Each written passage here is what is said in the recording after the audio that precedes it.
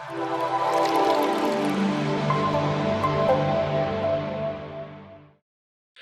Designers, welcome back to uxuimania.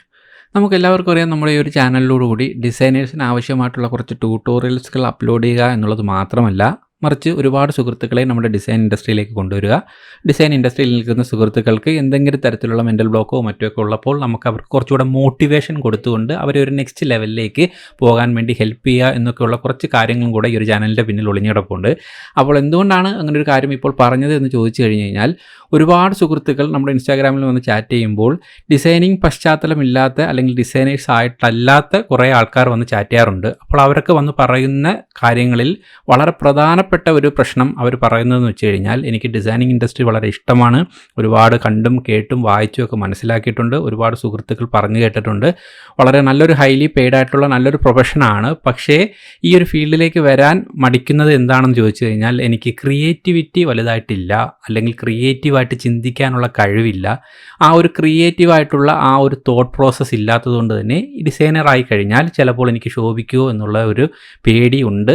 Designing ഇൻഡസ്ട്രിയിലേക്ക് വരാൻ മടിച്ച് നിൽക്കുന്ന ഒരുപാട് ആൾക്കാരെ നമുക്ക് ഒരുപാട് പേര് ചാറ്റ് ചെയ്യുന്നതിൻ്റെ ഭാഗമായിട്ട് മനസ്സിലാക്കാൻ കഴിഞ്ഞിട്ടുണ്ട്. ഓക്കെ, അപ്പോൾ അത്തരക്കാരെ ഉദ്ദേശിച്ചുകൊണ്ടാണ് പ്രധാനമായിട്ടും നമ്മൾ ഈ ഒരു വീഡിയോ ഉദ്ദേശിച്ചിരിക്കുന്നത്. അതിനോടൊപ്പം തന്നെ കുറച്ച് ക്രിയേറ്റീവ് ആകാൻ വേണ്ടി ഡിസൈനേഴ്സ് ആയിട്ടുള്ള ആൾക്കാർക്കൊക്കെ ചിന്തിക്കാൻ പറ്റുന്ന കുറച്ച് ചെറിയ മെത്തേഡുകളും കൂടെ പറയുന്നു. ഓക്കെ, അപ്പോൾ എനിവേ ഈ ഒരു കാര്യം വളരെ പ്രധാനപ്പെട്ട ഒരു കാര്യമാണ്. പൊതുവേ എല്ലാ ടൈപ്പ് ഓഫ് ആൾക്കാരും ചിന്തിക്കുന്ന ഒരു പ്രധാനപ്പെട്ട കാര്യമാണ് ഡിസൈനിങ് എന്ന് വെച്ച് കഴിഞ്ഞാൽ ഭയങ്കരമായിട്ട് ക്രിയേറ്റിവിറ്റി ഉപയോഗിക്കുന്ന അല്ലെങ്കിൽ ക്രിയേറ്റീവായിട്ടുള്ള കാര്യങ്ങൾ മാത്രം ചെയ്യുന്ന ഒരു മേഖലയാണ് എന്നുള്ളത്. ഓക്കെ, അപ്പോൾ ഈ ക്രിയേറ്റിവിറ്റി എന്ന് കേൾക്കുമ്പോൾ തന്നെ പൊതുവേ എല്ലാ ജനങ്ങളിലേക്ക് ഓടിയെത്തുന്ന കുറച്ച് കാര്യങ്ങൾ എന്ന് പറഞ്ഞാൽ, അദ്ദേഹം ഒരു ഭയങ്കരമായിട്ടുള്ള ഒരു ആർട്ടിസ്റ്റ് ആയിരിക്കും, ഭയങ്കരമായിട്ട് പടം വരയ്ക്കാനുള്ള ടാലൻ്റ് ഉണ്ടായിരിക്കണം, അല്ലെങ്കിൽ ഭയങ്കരമായിട്ട് വായിക്കാനുള്ള ടാലൻ്റ് ഉണ്ടായിരിക്കണം, അല്ലെങ്കിൽ ഭയങ്കരമായിട്ട് പാട്ട് പാടാനോ ഡാൻസ് ചെയ്യാനോ അങ്ങനെ എന്തെങ്കിലുമൊക്കെ ക്രിയേറ്റീവ് ആയിട്ടുള്ള കാര്യങ്ങളുള്ളവർക്ക് മാത്രമേ ഈ ഒരു പ്രൊഫഷൻ പറ്റൂ. അത്തരക്കാരെ കൊണ്ട് മാത്രമേ ഇത്തരത്തിൽ ഡിസൈനിങ്ങിനെ കുറിച്ച് ചിന്തിക്കാനും ക്രിയേറ്റീവായിട്ട് ഡിസൈൻ ചെയ്യാനും ഒക്കെ പറ്റൂ എന്നുള്ളൊരു ചിന്താഗതി പൊതുവെ സമൂഹത്തിൽ ഒരുപാട് ആൾക്കാരിൽ ഉള്ള ഒരു ചിന്താഗതിയാണ്. ഓക്കെ, അപ്പോൾ എന്താണ് ഇപ്പോൾ ഈ ഒരു ടോപ്പിക്ക് നമ്മൾ പർട്ടിക്കുലർലി പറയുക എന്ന് പറഞ്ഞു കഴിഞ്ഞാൽ, ഈ പറയുന്ന ഈ ഒരു ക്രിയേറ്റിവിറ്റി, അതായത് ഈ ആർട്ടിസ്റ്റിക്കലായിട്ടുള്ളൊരു ചിന്താഗതിയാണ് എന്നുള്ള ആൾക്കാരുടെ ഈ ഒരു മനോഭാവത്തെ നമ്മൾ ആർട്ടിസ്ട്രി മെൻറ്റാലിറ്റി എന്നാണ് പറയുന്നത്. അതായത് ഇത്തരത്തിൽ ആർട്ടിസ്റ്റിക്കലായിട്ട് ചിന്തിക്കുന്ന ആർട്ടിസ്ട്രി ബാക്ക്ഗ്രൗണ്ടിലുള്ള ആൾക്കാരെയും ക്രിയേറ്റീവായിട്ടുള്ള ആൾക്കാരെയും നമ്മൾ രണ്ടായിട്ടാണ് ക്ലാസിഫൈ ചെയ്യേണ്ടത്.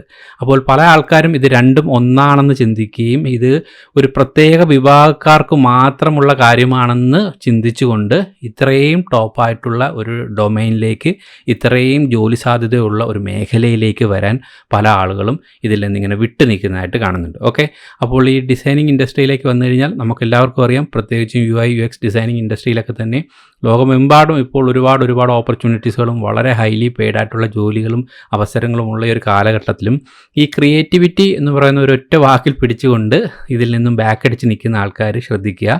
ക്രിയേറ്റിവിറ്റി എന്ന് പറയുന്നത് നിങ്ങൾ ഉദ്ദേശിക്കുന്ന പോലെ ഒരു ആർട്ടിസ്റ്റിക്കൽ ടാലൻറ്റിൽ മാത്രം ഒതുങ്ങിക്കൂടേണ്ടുന്ന കാര്യമല്ല. ക്രിയേറ്റിവിറ്റി എന്ന് പറയുന്നത് എല്ലാ വ്യക്തികളിലും നമുക്ക് എടുത്ത് കാണിക്കാൻ പറ്റുന്നൊരു കാര്യമാണ്. എല്ലാ വ്യക്തികൾക്കും അവരുടെ സ്വന്തം ബ്രെയിനെ എത്തരത്തിൽ അതിന് യൂസ് ചെയ്യാൻ കഴിയുന്നു എന്നതിൻ്റെ അടിസ്ഥാനത്തിലും അവരുപയോഗിക്കുന്ന സാഹചര്യത്തിൻ്റെ അടിസ്ഥാനത്തിലുമാണ് ക്രിയേറ്റിവിറ്റി ഓരോ മേഖലയിലും പ്രവർത്തിക്കുന്നത്. അതായത് ക്രിയേറ്റിവിറ്റി എന്ന് പറയുന്നത് ഡിസൈനിങ് എന്ന് പറയുന്ന കുറച്ച് ഒരു മേഖലയിൽ, അല്ലെങ്കിൽ ഡിസൈനേഴ്സ് എന്ന് പറയുന്ന കുറച്ച് ആൾക്കാരിൽ മാത്രം ഒതുങ്ങി നിൽക്കുന്നൊരു മേഖലയല്ല. ക്രിയേറ്റിവിറ്റി ലോകത്തിലെ എല്ലാ മേഖലയിലും, എല്ലാ ഇതര മേഖലകളിലും പ്രവർത്തിച്ചുകൊണ്ടിരിക്കുന്ന അല്ലെങ്കിൽ കണ്ടുകൊണ്ടിരിക്കുന്ന ഒരു കാര്യമാണ്. അത് ഡിസൈനേഴ്സായിട്ടുള്ള ആൾക്കാർക്ക് മാത്രം പറഞ്ഞിട്ടുള്ള കാര്യമല്ല എന്നുള്ളൊരു വലിയൊരു സത്യം ആദ്യം തന്നെ മനസ്സിലാക്കുക എന്നുള്ളതാണ് നമ്മൾ ആദ്യം തന്നെ പറയാൻ ആഗ്രഹിക്കുന്നത്. അപ്പോൾ ഈ ക്രിയേറ്റീവായിട്ടുള്ള കാര്യങ്ങൾ പൊതുവെ ആർട്ടിസ്റ്റിക്കൽ മെൻറ്റാലിറ്റി ഉള്ളവർക്ക് ഡിസൈനിങ് ഇൻഡസ്ട്രിയിൽ കുറച്ചും കൂടെ മുമ്പിൽ നിൽപ്പുണ്ട്. അത് തീർച്ചയായിട്ടും എടുത്തു പറയേണ്ടുന്ന ഒരു കാര്യം തന്നെയാണ്. അത്തരത്തിൽ ആർട്ടിസ്റ്റിക്കലായിട്ട് വരയ്ക്കാനോ മറ്റൊക്കെ ഉള്ള ആൾക്കാർക്ക് പെട്ടെന്ന് ഡിസൈൻ സംബന്ധികമായ വിഷയങ്ങൾ പറയുമ്പോൾ ഡിസൈനുമായി ബന്ധപ്പെട്ട് കുറച്ചും കൂടെ അവർക്ക് അതിനെക്കുറിച്ച് ചിന്തിക്കാനുള്ള ഒരു ആർട്ടിസ്റ്റിക്കൽ ടെൻഡൻസി അല്ലെങ്കിൽ ഒരു ആർട്ടിസ്റ്റിക്കലായിട്ടുള്ള ഒരു ക്രിയേറ്റിവിറ്റി കുറച്ച് കൂടുതലാണ് എന്നുള്ളത് ഒരു സത്യമാണ്. എന്നിരുന്നാലും അത്തരത്തിലുള്ള ഒരു എബിലിറ്റി അല്ലെങ്കിൽ അത്തരത്തിലുള്ള ഒരു കഴിവ് നമ്മൾ ഉണ്ടെങ്കിൽ മാത്രമേ നമുക്ക് ക്രിയേറ്റീവ് ഉണ്ടാകൂ, അല്ലെങ്കിൽ ക്രിയേറ്റിവിറ്റി ആയിട്ട് നമുക്ക് ഡിസൈനിങ് ഇൻഡസ്ട്രിയിൽ നിൽക്കാൻ പറ്റൂ എന്നുള്ളത് തീർച്ചയായിട്ടും ഒരു തെറ്റിദ്ധാരണ മാത്രമാണ്. അപ്പോൾ ക്രിയേറ്റിവിറ്റിയെക്കുറിച്ച് പറയുമ്പോൾ നിങ്ങൾക്ക് നിങ്ങൾ ചെയ്യുന്ന എല്ലാ മേഖലയിലും നിങ്ങൾ എങ്ങനെ ചിന്തിക്കുന്നു, അതിനെ എങ്ങനെ നോക്കിക്കാണുന്നു, എങ്ങനെയാണ് നിങ്ങൾ നിൽക്കുന്ന ആ ഒരു ഫീൽഡിൽ നിങ്ങൾ കൂടുതൽ ഇന്നൊവേറ്റീവ് ആയിട്ടുള്ള കാര്യങ്ങൾ കൊണ്ടുവരുന്നു എന്നുള്ളതാണ് ക്രിയേറ്റിവിറ്റി കൊണ്ട് ഉദ്ദേശിക്കുന്നത്. അല്ലാതെ ഒരിക്കലും നിങ്ങൾ ക്രിയേറ്റിവിറ്റി എന്നതിനെ ആർട്ടിസ്ട്രി എന്ന് പറയുന്നൊരു മേഖലയുമായിട്ട് പരിപൂർണമായിട്ടും അതിനെ കമ്പയർ ചെയ്യരുത് എന്ന് ഞാൻ പറയാൻ ആഗ്രഹിക്കുകയാണ്. പല ആൾക്കാർക്കും നിങ്ങൾക്കറിയാം, ലോകത്തിലെ പല കമ്പനികളിലും പല ഡിസൈനേഴ്സായിട്ടുള്ള ആൾക്കാരെയൊക്കെ നിങ്ങൾ എടുത്ത് നോക്കിക്കഴിഞ്ഞാൽ അവരെക്കുറിച്ചുള്ള അവരുടെ ഇൻ്റർവ്യൂസുകളോ പേഴ്സണലായിട്ടുള്ള അവരെക്കുറിച്ച് കണക്ട് ചെയ്യുകയൊക്കെ ചെയ്യാൻ നിങ്ങൾക്ക് കഴിഞ്ഞ് കഴിഞ്ഞാൽ നിങ്ങൾക്ക് മനസ്സിലാവും അവരെല്ലാവരും ചിത്രകലയിൽ വളരെ മുന്നിൽ നിൽക്കുന്നവരോ അല്ലെങ്കിൽ ഡാൻസിൽ മുമ്പിൽ നിൽക്കുന്നവരോ അല്ലെങ്കിൽ പാട്ടിൽ മുമ്പിൽ നിൽക്കുന്നവരോ ആയിട്ടിരിക്കണം എന്നില്ല. അവരെല്ലാം തന്നെ വ്യത്യസ്തമായ പല ആൾക്കാരും പല മേഖലയിൽ നിന്ന് വന്നവരും ഈ ഒരു മേഖല തിരഞ്ഞെടുത്തതിന് ശേഷം ഇതിലെ ഒരു ഇൻട്രസ്റ്റ് ഉണ്ടായി ഇതിൽ പുതിയ പുതിയ പുതിയ കാര്യങ്ങൾ കണ്ടെത്തി പുതിയ ഐഡിയാസുകളും പുതിയ ഇന്നോവേഷൻസുകളും കൊണ്ടുവന്ന് അതിലൂടെ സ്വതന്ത്രമായിട്ട് ക്രിയേറ്റിവിറ്റി കൂട്ടിയെടുത്ത് വളർന്നു വലുതായി ആയിരിക്കും കൂടുതൽ നിങ്ങൾക്ക് കാണാൻ കഴിയുന്നത്. ഓക്കെ, അപ്പോൾ അതുകൊണ്ട് ക്രിയേറ്റിവിറ്റി എന്ന് പറയുന്നൊരു മെൻ്റൽ ബ്ലോക്ക് ഇനി ദയവ് ചെയ്ത് ആരും ഒരു എക്സ്ക്യൂസായിട്ട് എടുക്കാതിരിക്കുക. അത്തരത്തിലുള്ള എക്സ്ക്യൂസ് ഉണ്ടെന്നുണ്ടെങ്കിൽ അതിനെ എങ്ങനെയൊക്കെ നമുക്ക് മറികടക്കാം, എങ്ങനെയൊക്കെ നിങ്ങൾക്ക് ഈ ഒരു ഫീൽഡ് നിങ്ങൾക്ക് യോജിച്ചതായി മാറ്റാം, അല്ലെങ്കിൽ എങ്ങനെ നിങ്ങൾക്ക് അതിനെ മാക്സിമം നിങ്ങൾക്കുള്ള സ്വന്തം ഇഷ്ടപ്രകാരമാക്കിയെടുക്കാം എന്നുള്ളതിനെക്കുറിച്ച് ചിന്തിക്കുക എന്നുള്ളതായിരിക്കണം ഫസ്റ്റിലെ ചെയ്യാനുള്ളത്. ഓക്കെ, അപ്പോൾ ഒരുപാട് കാര്യങ്ങൾ പല തരത്തിലും പല ഇൻ്റർനെറ്റിലായിരുന്നാലും മറ്റു വീഡിയോസുകളിലൊക്കെ തന്നെ ക്രിയേറ്റിവിറ്റി കൂട്ടാൻ വേണ്ടിയൊക്കെ ഒരുപാട് പോയിന്റുകളും മറ്റു കാര്യങ്ങളൊക്കെ ചർച്ച ചെയ്യുന്നുണ്ട്. വലിയ പുസ്തകങ്ങളുണ്ട്, വലിയ കോഴ്സുകളുണ്ട്. ഇതൊക്കെ തന്നെ ഇരുന്നാൽ പോലും ഇതൊക്കെ നമുക്ക് കുറേശ്ശെ നോളജുകൾ തരുമെന്നുണ്ടെങ്കിലും അതിൽ നിന്നൊക്കെ കുറച്ച് അവിടെ നിന്നൊക്കെ എടുത്ത് നിങ്ങൾക്ക് ഹെൽപ്ഫുൾ ആകാവുന്ന, പ്രത്യേകിച്ചും ഡിസൈനേഴ്സിന് ഹെൽപ്ഫുൾ ആകാവുന്ന കുറച്ച് പോയിന്റുകളും കൂടെ ഞാനിവിടെ പറയാൻ ആഗ്രഹിക്കുകയാണ്. നിങ്ങൾ എപ്പോഴും ഈ ഒരു ഡിസൈൻ ഇൻഡസ്ട്രിയിൽ നിൽക്കാൻ ആഗ്രഹിക്കുന്നു എന്നുണ്ടെങ്കിൽ, അല്ലെങ്കിൽ ഈ ഒരു ജോബ് നിങ്ങൾ തിരഞ്ഞെടുക്കുന്നു, അല്ലെങ്കിൽ ഈ ജോബിൽ നിൽക്കാൻ ആഗ്രഹിക്കുന്നെങ്കിൽ തീർച്ചയായിട്ടും നിങ്ങൾ ഈ ചെയ്യുന്നൊരു ജോബിനെ, ഈ ഡിസൈനിങ്ങിനെ ഒരു പാഷനേറ്റ് ആയിട്ട് മാത്രമേ കണക്കാക്കാവൂ. അതായത് ഒരിക്കലും ഇതൊരു ജോലി, നിങ്ങൾ ഏതോ ഒരു ജോലി ചെയ്യുന്നു, കുറച്ച് പൈസയ്ക്ക് വേണ്ടി ഒരു ജോലി ചെയ്യുന്നു എന്നുള്ള ലാഘവത്തോടു കൂടി ഈ ഒരു ജോലി ചെയ്യാതിരിക്കുക. എന്ത് ഡിസൈൻ പ്രോജക്റ്റ് വന്നാലും, അതൊരു ചെറിയ പ്രോജക്റ്റ് ആയാലും വലിയ പ്രോജക്റ്റ് ആയാലും എന്ത് ഡിസൈൻ വന്നാലും നിങ്ങളുടെ കമ്പ്യൂട്ടറിൻ്റെ മുന്നിൽ ചെയ്യാനായിട്ട് ഇരുന്ന് കഴിഞ്ഞാൽ പിന്നെ നിങ്ങൾ ചെയ്യുന്നത് ഒരു ജോലിയല്ല, മറിച്ച് നിങ്ങൾക്ക് ഇഷ്ടമായിട്ടുള്ള പാഷനേറ്റ് ആയിട്ടുള്ള ഒരു കാര്യം നിങ്ങളൊരു കമ്പ്യൂട്ടറിൽ ചെയ്യുന്നു. ഇത് മാത്രമേ അവിടെ ചിന്തിക്കാവൂ. അത്തരത്തിലുള്ളൊരു മനോഭാവം മാത്രമേ അവിടെ ഉണ്ടാകാവൂ. മറിച്ച് ഏതോ ഒരു ജോലി എടുക്കുന്ന പോലെ വലിയൊരു ഭയപ്പാടോടുകൂടി ആ ഒരു ജോലിയെ കണ്ടെത്താൽ, അല്ലെങ്കിൽ അത്തരത്തിലാണ് നമ്മൾ ആ ജോലി ചെയ്യുന്നതെങ്കിൽ നമുക്കൊരിക്കലും ഒരു പെർഫെക്ഷൻ ലെവലിൽ ആ ഒരു ജോലിയെ കൊണ്ടെത്താൻ വളരെ ബുദ്ധിമുട്ടായിരിക്കും. ഓക്കെ, അതുപോലെ തന്നെ ആക്റ്റീവ്ലി സീക്ക് ഇൻസ്പിറേഷൻ എന്ന് പറയുന്നത് വെരി ഇമ്പോർട്ടൻ്റ് ആണ് ഡിസൈനേഴ്സിനെ സംബന്ധിച്ചിടത്തോളം. നിങ്ങൾ എന്തെല്ലാം തരത്തിൽ നിങ്ങൾക്ക് ഡിസൈനിങ്ങുമായിട്ട് ബന്ധപ്പെട്ടുള്ള ഇൻസ്പിറേഷൻസുകൾ പല ഭാഗത്തു നിന്ന് കാണാൻ പറ്റുമോ ഒക്കെ, അതെല്ലാം നമ്മൾ എപ്പോഴും കാണുകയും അനുഭവിക്കുകയും അതിനെ എക്സ്പ്ലോർ ചെയ്യാനുള്ളൊരു മെൻറ്റാലിറ്റി നമുക്കുണ്ടായിരിക്കണം.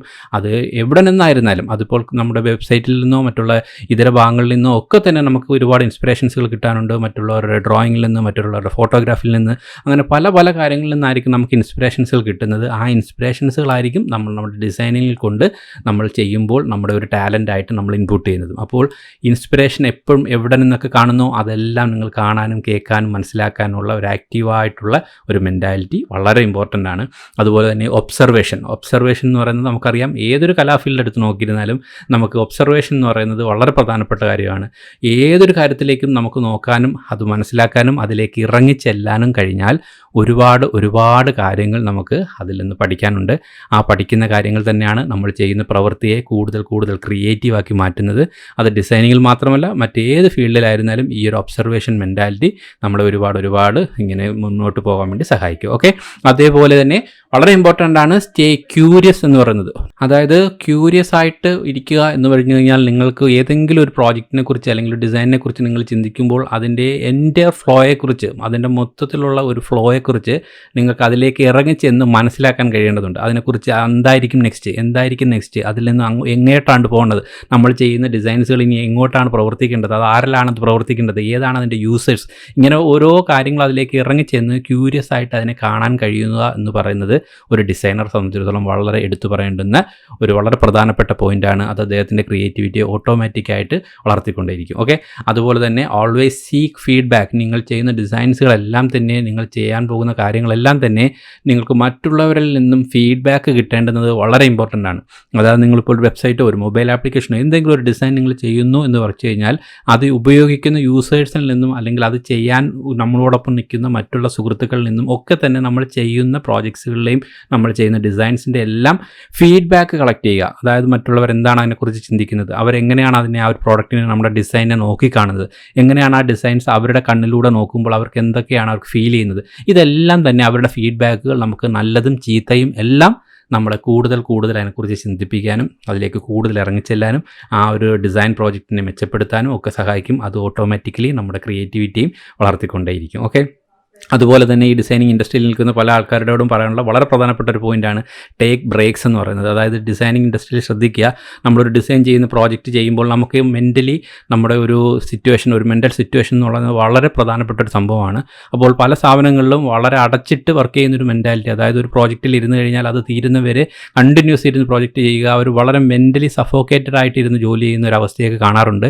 അതൊരിക്കലും പാടില്ലാത്തൊരു മേഖലയാണ് ഡിസൈനിങ് ഇൻഡസ്ട്രി എന്ന് പറയുന്നത്. നമുക്ക് എപ്പോഴാണോ നമ്മളൊരു മെൻ്റലി ചെയ്തുകൊണ്ടിരിക്കുന്ന പ്രോജക്റ്റിൽ നമുക്കൊരു ബ്ലോക്ക് വരുന്നത് അല്ലെങ്കിൽ നമ്മൾ എവിടെയെങ്കിലും സ്റ്റക്കാവുന്നത്, അപ്പോൾ തന്നെ ഇനി എന്തൊക്കെ കാരണങ്ങളുണ്ടെങ്കിലും അപ്പോഴേ നിങ്ങളുടെ സിസ്റ്റം നിങ്ങൾ സ്ലീപ്പ് മോഡിലാക്കി ഒരു ബ്രേക്ക് നിങ്ങൾ എടുക്കുക എന്നുള്ളതായിരിക്കണം നിങ്ങളുടെ വളരെ പ്രധാനപ്പെട്ട ഒരു കാര്യം. അതിനുശേഷം ആ പ്രോജക്റ്റിനെ കുറിച്ച് കുറച്ച് നേരം നിങ്ങൾ മനസ്സിൽ നിന്നേ കളഞ്ഞേക്കുക.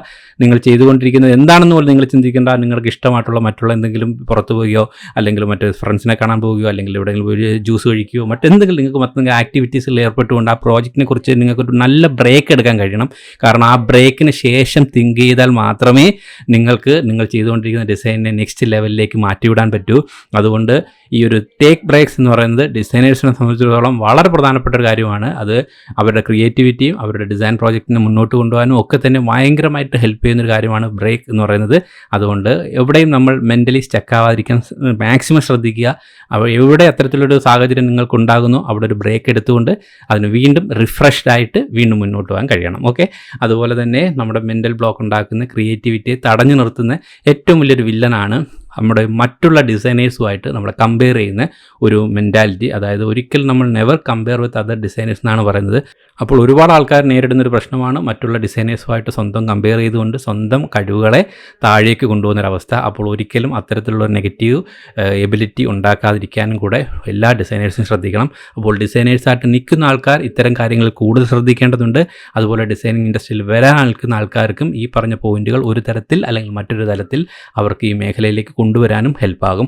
അപ്പോൾ എന്തൊക്കെയായിരുന്നാലും നിങ്ങൾ ഡിസൈനിങ് ഇൻഡസ്ട്രിയിലേക്ക് വരാൻ നിങ്ങൾക്കൊരു താല്പര്യമുണ്ടെങ്കിൽ തീർച്ചയായിട്ടും അതിലേക്ക് വന്നോളുക. അതിൽ നിങ്ങളുടെ ക്രിയേറ്റിവിറ്റി എന്ന് പറയുന്ന ഒരു നെഗറ്റീവ് പോയിൻ്റ് ഉണ്ടാക്കാതിരിക്കുക. ക്രിയേറ്റിവിറ്റി നമ്മൾ ഉണ്ടാക്കിയെടുക്കുന്നതാണ്, നമ്മുടെ എക്സ്പീരിയൻസിൽ നിന്നുണ്ടാകുന്നതാണ്. അത് വളരെ പ്രധാനപ്പെട്ട ഒരു ഇമ്പോർട്ടൻറ്റ് പോയിൻ്റായിട്ട് മനസ്സിലേക്ക് കൊണ്ടുവരിക. അവസാനമായിട്ട് പറയാൻ ഉദ്ദേശിക്കുന്നത് ഈ ഒരു ക്രിയേറ്റിവിറ്റി എന്നുള്ള പോയിൻ്റ് പറയുമ്പോൾ എനിക്ക് വ്യക്തിപരമായിട്ട് എടുത്തു പറയാനുള്ളൊരു കാര്യമെന്ന് പറഞ്ഞു കഴിഞ്ഞാൽ ഇത്തരത്തിൽ ഡ്രോയിങ് സ്കില്ല് അല്ലെങ്കിൽ ഇത്തരത്തിലുള്ള ആർട്ടിസ്റ്റിക്കൽ ഒരു സ്കില്ലാണ് ഇമ്പോർട്ടൻ്റ് എന്ന് ചിന്തിക്കുന്ന ഒരുപാട് പേരോട് എനിക്ക് പറയാനുള്ളത്. ഞാൻ പോലും വ്യക്തിപരമായിട്ട് ഏകദേശം 15-16 വർഷമായിട്ട് ലോകത്തിൽ തന്നെ ടോപ്പ് ആയിട്ടുള്ള കമ്പനികൾക്ക് വേണ്ടി ഡിസൈൻ ചെയ്തുകൊണ്ടിരിക്കുന്നു. അവർക്ക് വേണ്ടി മാർക്കറ്റിങ്ങിലും വെബ്സൈറ്റും മൊബൈൽ ആപ്ലിക്കേഷനും ഒക്കെ ചെയ്തുകൊണ്ടിരിക്കുന്ന വ്യക്തിയാണ്. എനിക്ക് വ്യക്തിപരമായിട്ട് ചെറിയൊരു പടം പോലും ഒരു കുട്ടികൾ വരയ്ക്കുന്ന രീതിയിൽ പോലും പടം വരയ്ക്കാൻ എനിക്ക് അറിഞ്ഞൂടാത്തൊരു വ്യക്തിയാണ്.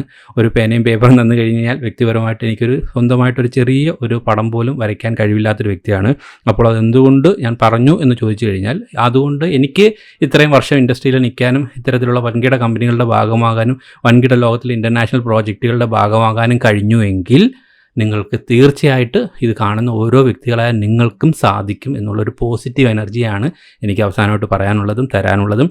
അപ്പോൾ തീർച്ചയായിട്ടും നിങ്ങൾക്ക് ഡിസൈനിങ് ഇൻഡസ്ട്രിയിൽ താല്പര്യമുണ്ട് എന്ന് നിങ്ങൾക്ക് തോന്നുന്നെങ്കിൽ ഈ ഒരു വലിയ ഇൻഡസ്ട്രിയെ, ഈ ഒരു വളരെ ഓപ്പർച്യൂണിറ്റീസുകളും ജോലി സാധ്യതകളുമുള്ള ഈ വലിയൊരു ഇൻഡസ്ട്രിയെ നിങ്ങൾ മാക്സിമം നിങ്ങൾ പഠിച്ചെടുക്കാനും ഇൻഡസ്ട്രിയിൽ വന്നുകൊണ്ട് ഒരു മികച്ച ജോലി കണ്ടെത്താനും നല്ല രീതിയിൽ മുന്നോട്ട് പോകാൻ വേണ്ടി മാക്സിമം ശ്രമിച്ചോളുക. എല്ലാ നെഗറ്റീവ് പോയിൻറ്റുകളെയും മറന്നുകൊണ്ട് കൂടുതൽ പോസിറ്റീവ് എനർജി നേടിയെടുക്കുക.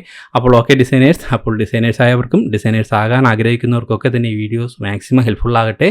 ഇത് നിങ്ങൾക്ക് നിങ്ങളുടെ സുഹൃത്തുക്കൾക്കും മറ്റും ഇത് ഹെൽപ്ഫുള്ളാകുമെങ്കിൽ തീർച്ചയായിട്ടും ഷെയർ ചെയ്യുക. അതുപോലെ തന്നെ നമ്മുടെ ചാനൽ സബ്സ്ക്രൈബ് ചെയ്തിട്ട് ദയവായി ചാനൽ സബ്സ്ക്രൈബ് ചെയ്തേക്കുക. അപ്പോൾ എന്തായാലും ഡിസൈനേഴ്സിന് ഹെൽപ്ഫുൾ ആവുന്ന ഒരു ഇൻഫർമേറ്റീവ് വീഡിയോ ആയിട്ട് വീണ്ടും കാണാം. Till then bye guys.